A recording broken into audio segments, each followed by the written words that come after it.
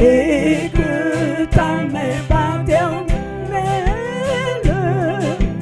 nous conduise chaque jour.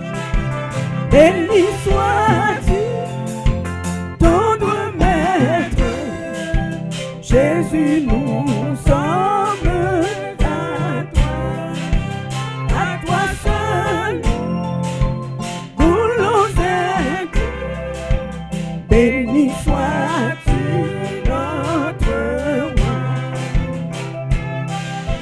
Toi qui nous reçus par grâce, bien que faible et pécheur, par ta puissance efficace, purifie encore nos cœurs. Béni sois-tu, tendre maître, Jésus, nous sommes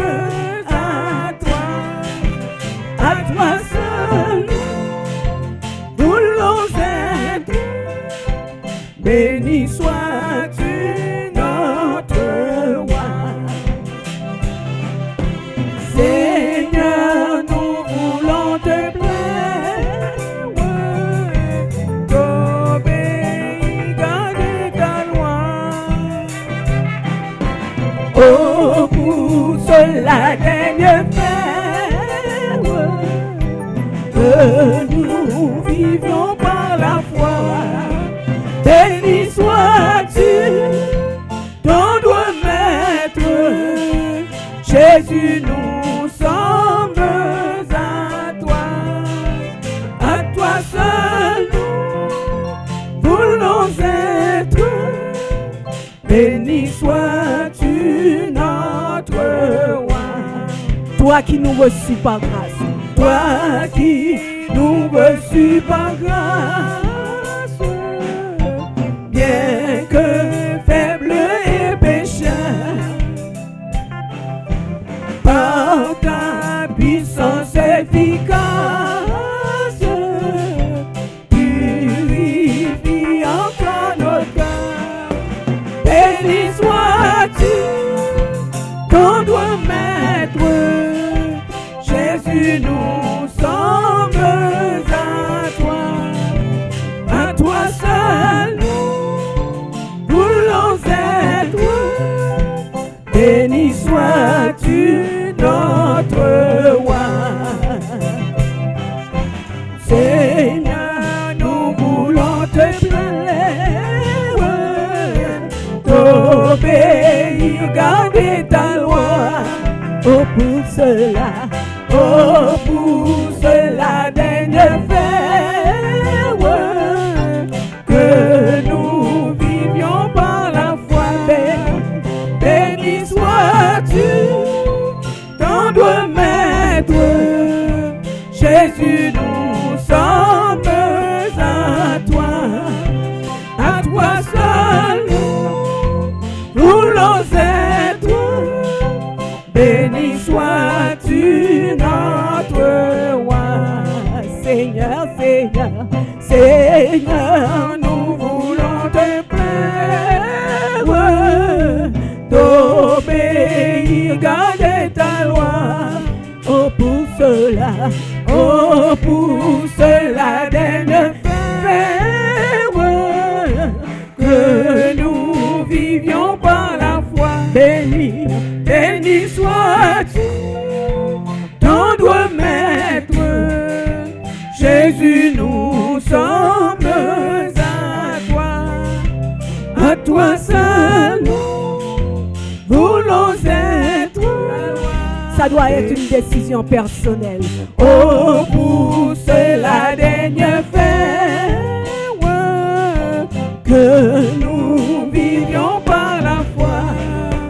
Béni sois-tu, tendre maître, Jésus, nous sommes à toi seul, voulons être. Béni sois-tu, notre roi. Christ, possédez-moi, t'en prie. C'est pour moi aujourd'hui. Et aidez-moi pour obéir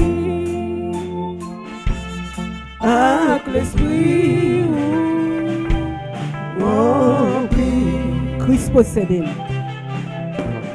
Christ, possédez-moi, t'en prie. C'est pour moi aujourd'hui. Et aidez-moi à l'esprit rempli. Christ possédez-moi. Christ, possédez-moi, t'en prie.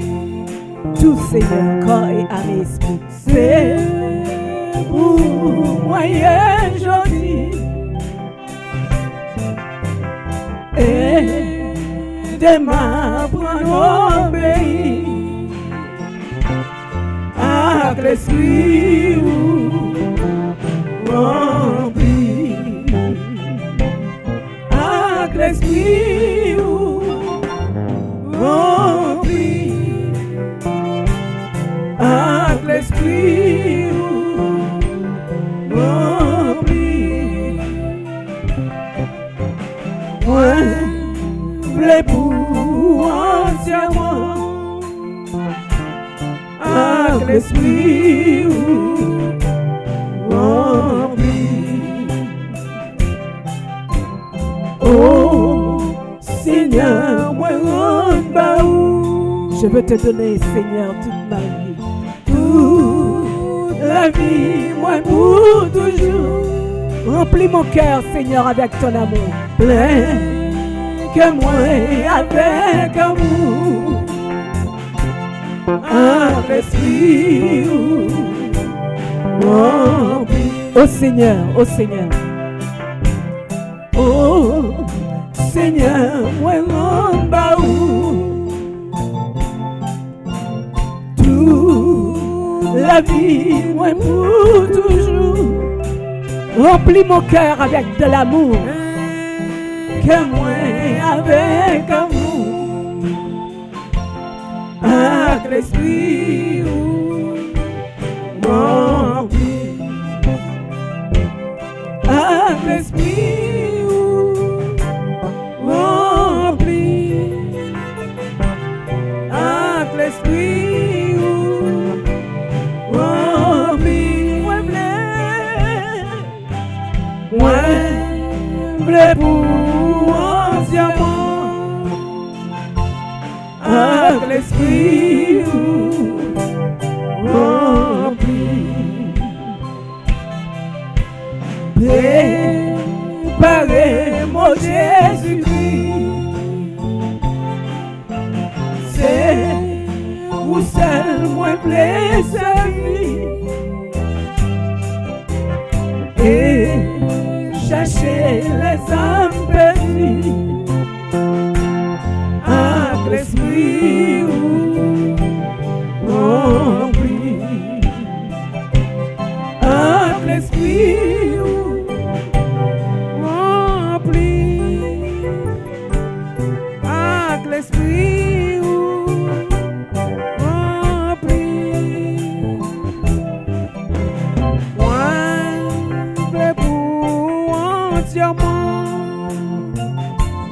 Avec l'esprit rempli. Préparez mon Jésus-Christ. Préparez mon Jésus-Christ. Je veux seulement te servir, Seigneur. Toi seul. Toi seul. Je veux chercher ceux qui sont perdus. Et pour les chercher, Seigneur, je dois te servir et t'obéir. Avec l'esprit rempli, avec l'esprit rempli, avec l'esprit remplis. Je veux, moi, les pour anciens, avec l'esprit rempli. Avec l'esprit. Avec l'esprit rempli. Avec l'esprit rempli. Moi voulais Seigneur, moi voulais pour entier. C'est toujours un immense plaisir pour nous de pouvoir être utile au Seigneur. Donc aujourd'hui, je crois que c'est le dernier dimanche du mois, pas vrai? C'est-à-dire, c'est la journée de la famille. Et c'est dans ce sens que ce matin, nous allons traiter ce thème autour de l'épître aux Éphésiens, le chapitre 6, les versets 1 à 4. Éphésiens chapitre 6, versets 1 à 4.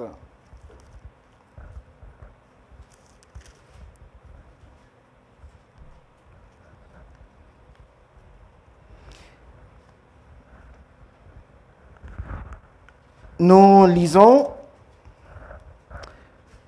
Enfants, obéissez à vos parents selon le Seigneur, car cela est juste. Honore ton père et ta mère, c'est le premier commandement avec une promesse, afin que tu sois heureux et que tu vives longtemps sur la terre. Et le verset 4, et vous, pères, n'irritez pas vos enfants, mais élevez-les en les corrigeant et en les instruisant selon le Seigneur.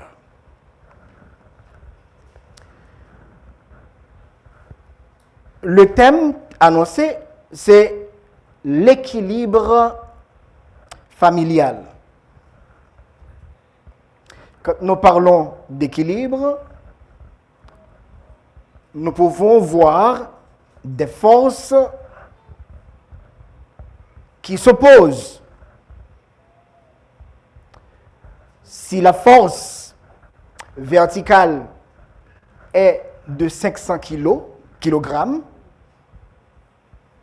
donc la force, pour qu'il y ait équilibre, il faut qu'il y ait une force horizontale de la même grandeur qui puisse s'opposer à la force verticale pour que l'équilibre soit maintenu. Maintenant, quand on parle de l'équilibre familial, nous allons d'abord commencer par la définition de ce qu'on peut entendre par équilibre familial. Une famille équilibrée est une famille dans laquelle les parents établissent une société.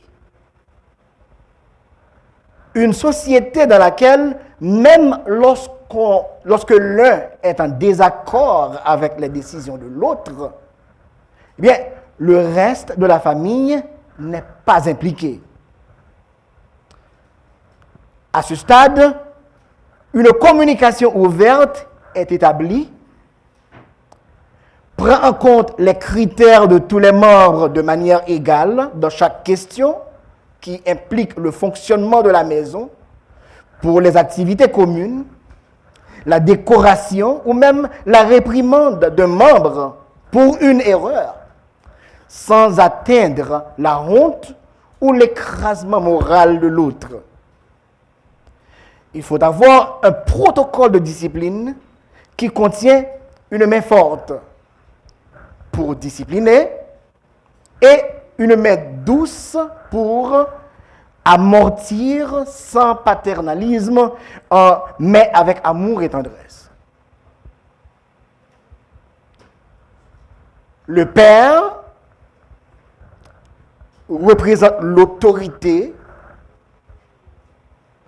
investie par Dieu pour conduire la famille. Si le père a une main douce, il faut que la mère ait une main forte.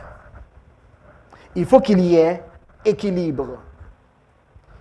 Si père et mère vont dans la même direction, projettent une force écrasante, il ne va pas y avoir équilibre parce que l'enfant sera à ce moment-là abandonné, ou bien l'enfant deviendra un enfant soumis, non obéissant. Et par conséquent, il n'y aurait pas équilibre. Voilà pourquoi le caractère de la mère n'est pas forcément le caractère du père. Quand vous voyez frère Sem, quel caractère pensez-vous que j'ai? Sévère. Mais ce n'est pas toutefois que ces mines au visage, c'est naturel. Hein? C'est pas, je ne suis pas en colère, je ne suis pas fâché. Hein? Donc, en général, comme enseignant, je suis sévère. Et la mère, elle doit avoir une projection contraire au père pour que les enfants puissent se trouver dans une situation d'équilibre.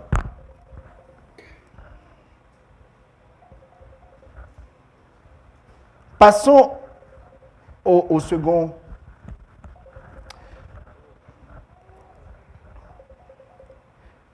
Oui, nous disons que pour avoir une famille équilibrée, il faut des caractéristiques.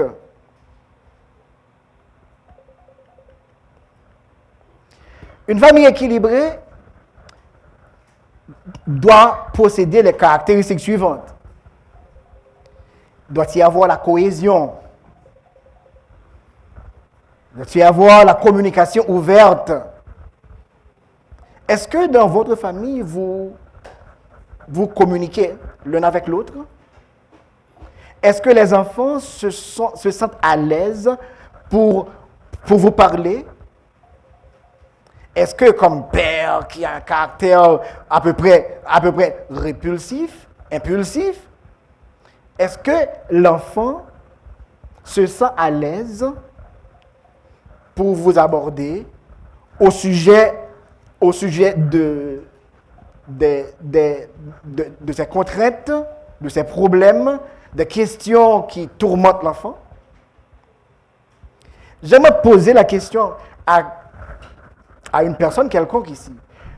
Comment vos enfants vous perçoivent?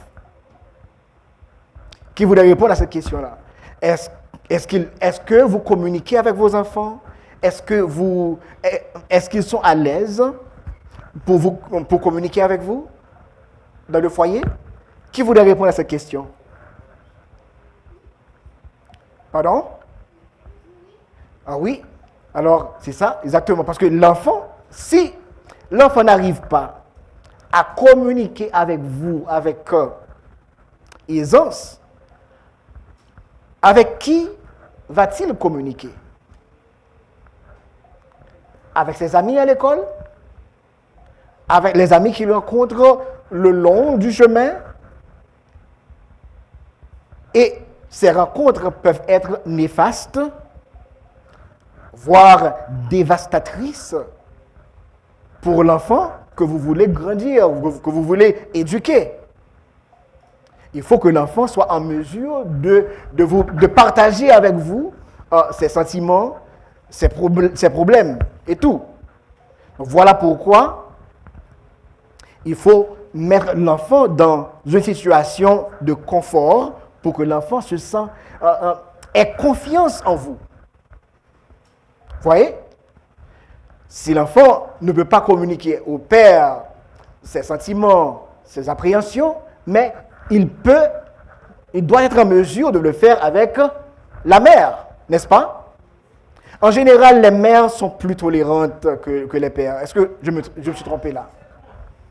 C'est vrai? Donc, c'est-à-dire, très souvent, c'est le contraire. Hein? Ah oui, c'est ça. En général, ça arrive, mais c'est bien quand même que ça arrive comme ça, parce que si l'enfant ne veut pas communiquer avec la maman, ni le père, là, il y aura un problème. Il y aura un problème d'équilibre. Donc aussi, nous avons dit qu'il faut qu'il y ait cohésion de la famille. C'est-à-dire, ce que la maman dit à l'enfant ne doit pas être différent de ce que papa aurait dit. Pas vrai? Donc, il faut qu'il y ait une cohésion de la communication. Et la communication, en général, est très importante, comme nous venons de le dire. Il faut se communiquer, il faut se parler. Il faut se parler. C'est-à-dire ce que nous ressentons, ce qui nous fait mal, ce qui nous met, disons, dans un état rejeté, il faut organiser une rencontre pour en parler, soit avec la maman, soit avec le père, soit avec l'enfant. Donc, c'est très important pour avoir un équilibre, Aussi, une famille équilibrée doit donner l'exemple pour ses enfants. Si, comme mère, comme père, vous n'aimez pas faire la lecture de la parole de Dieu, est-ce que vous pouvez espérer que l'enfant va aimer à faire la lecture de la parole de Dieu? Non. Parce que l'enfant exactement imite ce que fait son père, ce que fait sa mère, n'est-ce pas? Si vous n'aimez pas prier l'enfant, est-ce que l'enfant va être encouragé à prier? Non. Donc voilà, en général, on dit tel père, tel fils. Et on peut dire telle mère, telle fille. Donc voilà. Donc aussi, une famille équilibrée est en mesure aussi de gérer les conflits.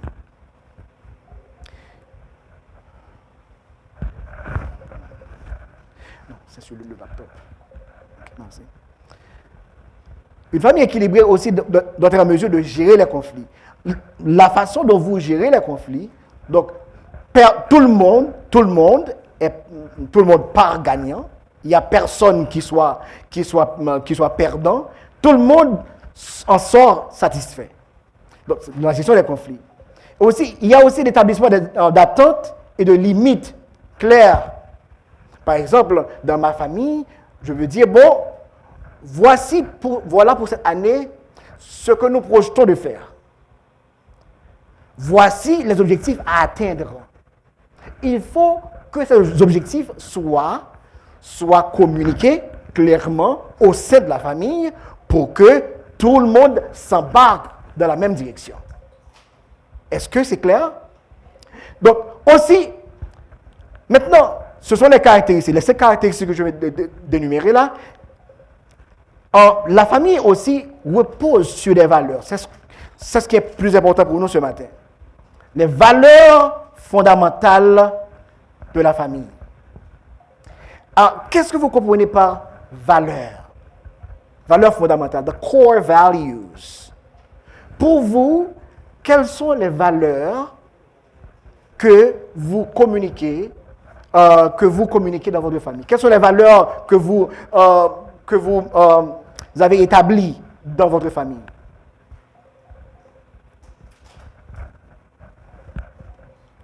Excusez-moi un moment. Oui. Quelles sont les valeurs que vous disons,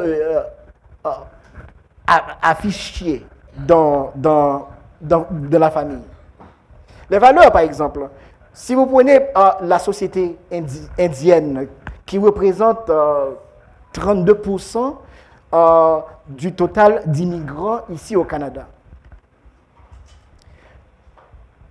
Pour ce groupe ethnique, alors, ils se marient entre eux. Ils ne vont pas se marier avec quelqu'un qui n'est pas indien. C'est une valeur. C'est une valeur qu'ils ont établie. Et par conséquent, il est vrai que certains d'entre eux pourraient aimer quelqu'un d'autre nationalité. Mais j'aime cette personne, mais il n'est pas indien. Je ne peux pas me marier avec. Parce que les valeurs fondamentales établies dans ma société, dans mon pays, m'interdisent de le faire. Je peux être contre, mais puisque ces valeurs doivent être respectées, eh bien, je me courbe. Ça arrive que une Indienne voulait, disons, se marier avec quelqu'un d'autre nationalité. Ce qui arrive, les autres membres de la famille l'ont tué pour avoir fait ce choix qui est contre leurs valeurs. Donc, il est important non seulement d'en parler, mais d'afficher les valeurs fondamentales pour votre famille. Il est important de le faire.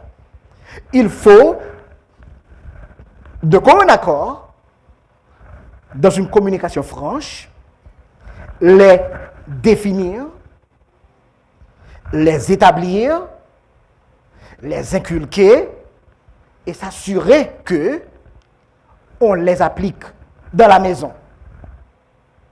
Par exemple, les valeurs que j'ai établies chez moi peuvent ne pas être les valeurs que vous allez établir chez vous. Mais il faut les établir quand même. Mais ces valeurs doivent, comme chrétiens, se reposer sur la parole de Dieu.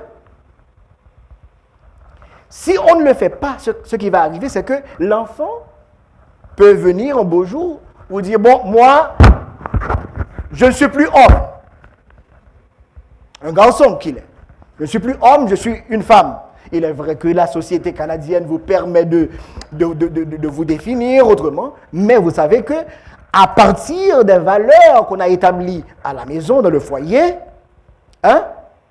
et ces valeurs se reposent sur la parole de Dieu, et par conséquent, je ne dois pas, et je ne changerai jamais mon sexe. Je ne dirai pas que je ne suis plus garçon, je suis une femme maintenant. Le garçon, lui, il est à sens unique. Vous comprenez ce que je veux dire, non? Par exemple, il y a des rues qui sont à sens unique, pas vrai? Il y a des rues aussi qui sont à double sens. Alors, c'est un langage imagé. Il y a des enfants ici donc, que je ne vais pas perdurer. Vous voyez? Donc, un homme, c'est disons, les organes qu'il porte ont une fonction et ces fonctions sont données par Dieu. Il faut que ces fonctions remplissent bien, ces organismes remplissent bien leur fonction. Vous voyez? Donc, maintenant, elle repose sur l'honnêteté et la confiance. En décrivant ces valeurs, nous dirons que Par exemple, je dirais la vérité, quelles que soient les circonstances. Ça, c'est une valeur. Je dirais la vérité. Et non seulement on les affiche, on en parle, on inculque ça aux enfants, et aussi on les met en pratique. Maintenant, l'enfant dira, quand son ami à l'école lui dit « Ah, tu peux dire n'importe quoi, tu veux faire n'importe quoi, et puis dire que tu es innocent, que tu ne l'as pas fait. » L'enfant lui dira « Non, non, chez moi, nous ne devons pas mentir. » Vous voyez? Chez moi, nous ne devons pas mentir. Si un ami propose à ton enfant disons, un autre exemple, de se marier ou bien encore d'avoir un petit ami ou une petite amie qui n'est pas chrétien ou chrétienne, n'est-ce pas? À partir des valeurs que vous avez inculquées à l'enfant, que vous avez établies dans la maison, dans le foyer, l'enfant saura que jamais je ne pourrai avoir un partenaire qui n'est pas chrétien. Il y a beaucoup de situations comme pareilles qui arrivent. Pourquoi? Parce que nous avons manqué d'établir les valeurs, de les définir. Non seulement en parler, mais aussi il faut les afficher, en parler tout le temps. Il faut les inculquer à l'enfant. L'honnêteté, c'est quelque chose qui fait la valeur d'un enfant, qui fait la valeur de quelqu'un. Donc, les serviteurs de Dieu à Babylone, ils savent que jamais ils ne doivent se prosterner devant une statue, car la statue n'est pas Dieu, c'est une image. Et qu'on ne doit jamais adorer une image taillée. Quelle que soit la situation qui se présente devant le serviteur de Dieu, dans sa famille, on lui a inculqué ces valeurs pour vous dire que quel que soit le péril auquel vous pouvez être exposé, vous ne devez jamais adorer des images taillées. Mais si ces serviteurs de Dieu n'avaient pas la culture, disons, n'avaient pas bien acquiescé ces valeurs au sein de la famille, eh bien, assurément, ils pouvaient se courber devant les statues, s'agenouiller et puis les adorer comme l'avait demandé, disons, le haut fonctionnaire de Nebuchadnezzar. Maintenant, avec ces normes, ces valeurs à l'esprit, dans la maison, dans la culture au foyer, eh bien, l'enfant, on peut dire avec fierté que mon enfant à moi, ma femme à moi, mon mari à moi, ne fera jamais ça.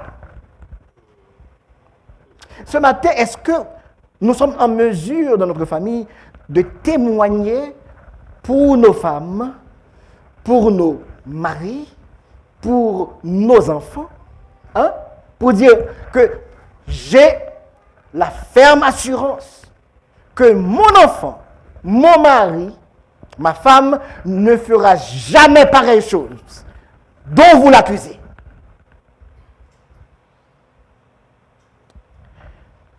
Parce que vous avez la certitude que dans la famille, on a établi ces valeurs fondamentales.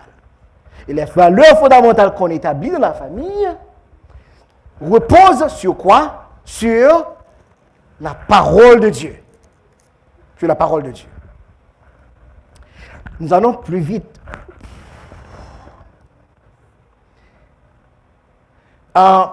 Il y a aussi, elle doit reposer aussi sur l'empathie.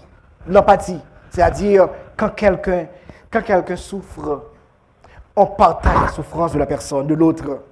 Quand quelqu'un est dans la joie, on partage la joie de cette personne. C'est l'empathie. Hein? Le pardon aussi. Le pardon. Dans la famille, on sait se pardonner. On ne tire pas la corde sempiternellement. Hein? On pardonne mutuellement. Aussi, le respect et la bienveillance. Le respect pour votre femme, le respect pour votre mari, le respect pour votre enfant. À cause de mon enfant qui est là, donc, je pourrais faire telle chose, mais je ne dois pas le faire. Excusez-moi. N'est-ce pas? Il y a des choses, c'est dans la chambre qu'on va le faire, pas vrai? Mais pas en présence de l'enfant sans maturité, n'est-ce pas? Sans quoi vous risquez de voir votre enfant reproduire le comportement que vous venez d'afficher. Hein? N'est-ce pas? Parce qu'il y a des enfants à l'école qui parlent de leurs parents. J'ai vu ça, il faisait ça, n'est-ce pas? J'ai vu ça, il faisait ça. Vous comprenez? D'accord? Donc, aussi, l'engagement et la responsabilité. Donc, il faut afficher toutes ces valeurs. Hein? Montrer à l'enfant le sens de la responsabilité. Les tâches sont bien distribuées à la maison. Toi, c'est ta tâche. Moi, c'est ma tâche. La maman, c'est sa tâche. Et comme ça, il y aura équilibre. En plus de... Le prochain... Oui? En plus de ça, maintenant, on va se poser la question, comment y parvenir? Comment arriver à établir ces valeurs? Nous disons premièrement, c'est par la prière. Il y a des enfants difficiles. Des enfants rebelles. Hein? Seulement par la prière qui revêt une importance capitale au sein de la famille. Elle peut aider la famille, notre famille, à résister à la tentation, disons, aux tentations de l'ennemi. C'est le début d'une relation intime avec Dieu. Vous avez Dieu comme votre père, mais l'enfant doit avoir Dieu comme son père, n'est-ce pas? Vous êtes serviteur de Dieu, votre enfant doit, disons, imprégné de cette culture, doit avoir Dieu comme son maître. Hein? Parce que normalement, avec la culture de prière qui est à la maison, eh bien, l'enfant doit pouvoir communiquer seul avec son Dieu. N'est-ce pas? Est-ce que vous apprenez à vos enfants de prier? Bon, il y a parfois, par exemple, ce que l'enfant projette dehors, c'est votre image. N'est-ce pas? N'est-ce pas? Si un enfant arrivé à un certain âge ne peut pas prononcer la bénédiction à l'église, par exemple, c'est à qui est la faute? Vous ne lui avez pas appris. Il ne pourra jamais faire. Si on invite l'enfant à prier pour l'assemblée, est-ce qu'il pourra le faire? C'est la culture établie à la maison. N'est-ce pas? Donc, elle nous donne aussi la force pour surmonter les problèmes. Quand il y a un problème dans le foyer, l'enfant aussi est impliqué. Et par conséquent, l'enfant doit pouvoir aller devant Dieu par la prière pour demander à Dieu de résoudre le problème, n'est-ce pas? Donc, par conséquent, le père, c'est un travail énorme. Hein? Le père doit réunir la famille pour prier et donner l'exemple. Nous devons prier ensemble. Est-ce que vous priez ensemble à la maison? Est-ce que vous priez ensemble à la maison? Je sais que Canada et États-Unis, ce sont des pays vraiment difficiles. Tout le monde est occupé, n'est-ce pas? Arrivé à la maison, on est déjà abattu. Hein? Hein? C'est vraiment un défi, hein? Un défi à lever. Donc, parce que vous le faites pour montrer à vos enfants la bonne manière, pour montrer à l'enfant la culture de servir Dieu.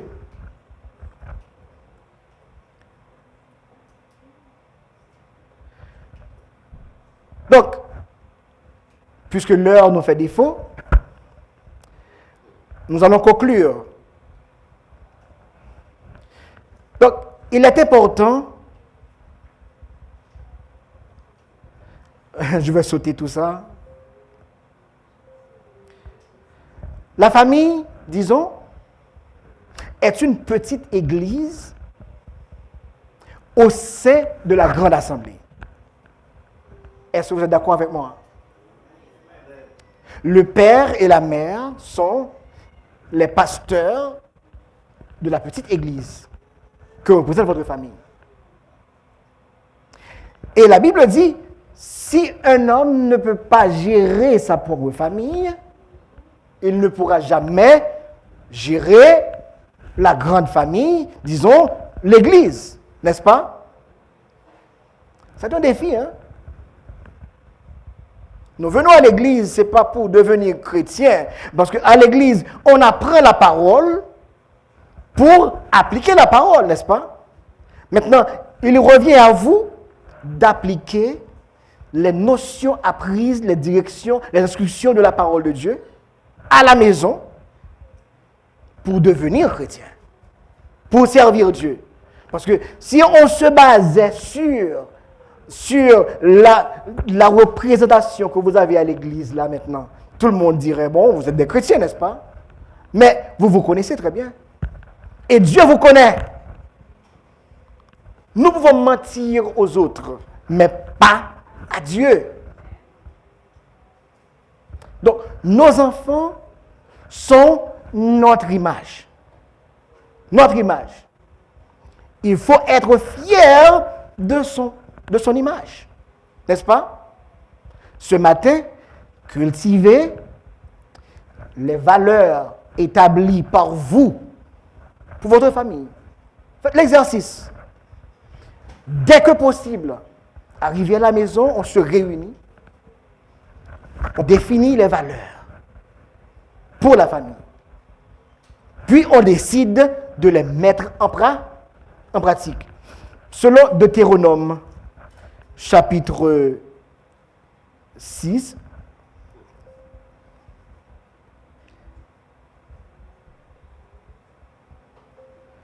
oui, Deutéronome chapitre 6,